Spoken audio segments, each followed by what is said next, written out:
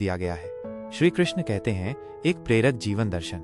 जब जीवन के मार्ग कठिन हो, मन विचलित हो और निर्णय लेना मुश्किल हो, तब श्री कृष्ण कहते हैं, हे अर्जुन, उठो, जागो और अपने धर्म का पालन करो।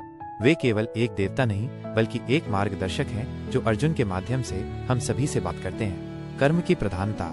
जब हम अपने कर्मों से भागने की कोशिश करते हैं, तब कृष्ण कहते हैं, कर्म किए बिना जीवन संभव नहीं। कर्म करो लेकिन फल की चिंता मत करो।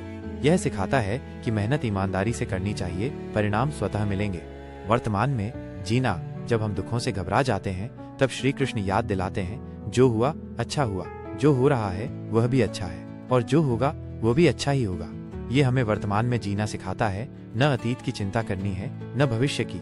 मन पर नियंत्रण। जब मन चंचल हो जाए, मोह और लालच से भर जाए, तब श्री कृष्ण कहते हैं, मनुष्य का सबसे बड़ा शत्रु उसका अपना मन है और सबसे बड़ा मित्र भी वही मन है। हमें मन को वश में लाना चाहिए, तभी सच्चा आत्मसंयम और सुख संभव है। आत्मविश्वास और आत्मज्ञान। जब हम स्वयं को कमजोर समझते हैं, तब श्री कृष्ण हमें शक्ति का स्मरण कराते हैं, खुद को नीचा मत समझो, तुम ही अपने भाग्य के निर्माता हो। आत्मविश्वास और आत्मज्ञान ही जीवन की असली पूंजी है।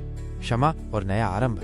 जब हम भटके हुए रास्तों पर चलते हैं, तब श्री कृष्ण कहते हैं, जो व्यक्ति पूरी श्रद्धा से मेरी शरण में आता है, मैं उसके सभी पापों को क्षमा कर देता हूँ। इसका अर्थ है कि गलतियां करने के बावजूद भी बदलाव संभव है। हर समय एक नया आरंभ किया जा सकता है। मोह माया से मुक्ति। जब हम संबंधों और संसार के जाल में फंस जाते हैं, तब श्री कृष्ण कहते हैं, ये शरीर नश्वर है, आत्मा अमर है। मोह को त्यागो और आत्मा को पहचानो। सच्चा ज्ञान बाहरी नहीं बल्कि भीतर से आता है। निष्कर्ष। श्री कृष्ण हमें कर्म की महिमा, भक्ति की शक्ति, आत्मसंयम और मोह माया से ऊपर उठने का मार्ग दिखाते हैं। उनका मूल संदेश है, धर्म के मार्ग पर डटे रहो, सत्य बोलो और हर परिस्थिति में स्थिर बुद्धि से काम लो। वे ये भी कहते हैं, अगर तुम हिम्मत नहीं हारते तो पूरा ब्रह्मांड तुम्हारी सहायता करता है। तुम्हारी सोच ही तुम्हारा भविष्य तय करती है।